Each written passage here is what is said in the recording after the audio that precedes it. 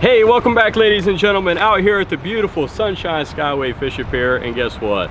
Today I'm going to be showing you how to use or set up a deep diver plug to actually catch gag grouper at the Skyway Pier. It's a pretty simple setup. I'm going to tell you some of the pros, some of the cons, some of the things you got to be a little concerned about. But before I do, I want to let you guys know I got this plug that I'm going to be showing you on Carl's Bait and Tackle. If you're not familiar, take a look at this short clip. This video is sponsored by Carl's Bait and Tackle. Now, who doesn't like beautiful lures delivered right to your door? I know I do. But Carl's Bait and Tackle has everything you need. Whether you're just getting started or you're a tackle addict like me, you'll find everything from rods and reels, tackle bundles, innovative soft plastics, and hard baits alike. Carl's always has the best prices, and you can save up to an additional 30% off when you sign up to the Carl's Club membership. Signing up only takes a few minutes and it's super easy, and you're just gonna save. Check out all the benefits. Now, you'll get early access to new products and exclusive access to member-only items, plus free shipping. They have huge assortments of name brand lures, rods, and reels, and accessories. Great service, quality products at fair prices.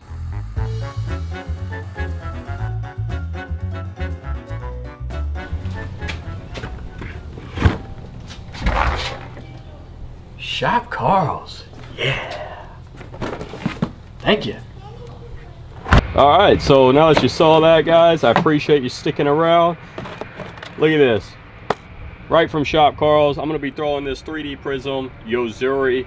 This thing is bad to the bone. It's the floating, but it dives down to 20 feet. So a lot of you are probably thinking, what is this all about, Skyway Pier? This looks like a trolling lure. Well, you'd be right. It's a floating trolling lure, so essentially it has to be moving in order to get down to the 20-foot depth or the 15-foot depth. Now, on average, the water out here is between 12 and 17 feet, so this is going to be perfect for this application. I'm going to show you the rod and reel that I'm going to set it up on, show you how to do it. Hopefully you'll be out here catching grouper in no time. You got to make sure that you have adequate tackle for the job, guys. These grouper are no joke. Even though it's inshore, they still fight just as hard as offshore. So what you want to do is step up and get a fairly beefy spinning outfit that has sufficient drag. When I say sufficient drag, ideally you want it to have 22, 24 pounds or more drag. Now this is equipped with 40-pound test braid Power Pro, and then I got a 60-pound test leader here, monofilament, nothing too crazy, and I'm going to tie off my lure directly to this monofilament. That's a pretty lure. Is that a pretty lure? Ow, pretty sharp lure too. Look at that, guys. Look how beautiful that is. Man, tell me if you weren't a big fat gooper, you wouldn't want to eat that. Now, I don't do anything just, you know, fancy. Improved clinch knot. Make sure you tie it well. You don't want to lose your $15, $20 lure, especially if it's due to user error in tying the knot. Cinch it down real good.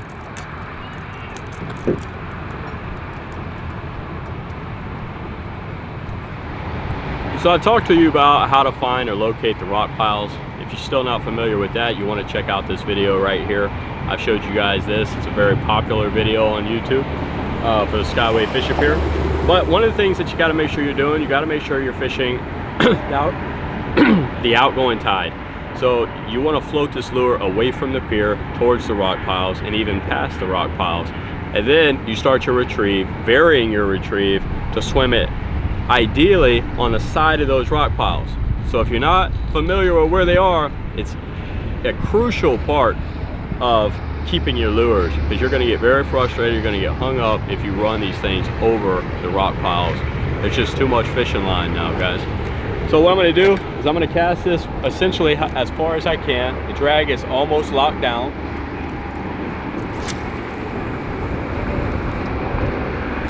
And now you just floating the lure out. I'm just going to keep the bail open and just gently allow the line to flow with the tide. Now, we don't have a very fast tide, which is actually a good thing. What a lot of people think is you need a very strong current, but these grouper like a subtle tide and the transition of the tide. That's when they feed their best, especially during a major or minor feed. So even though this looks like a very subtle tide, this is going to be ideal for this type of fishing. It takes a little longer to get your bait out there, but it is what it is. I hope you guys have enjoyed these tips from the Skyway. Make sure you give a thumbs up, comment below, and subscribe. Hopefully we see you again. Until next time.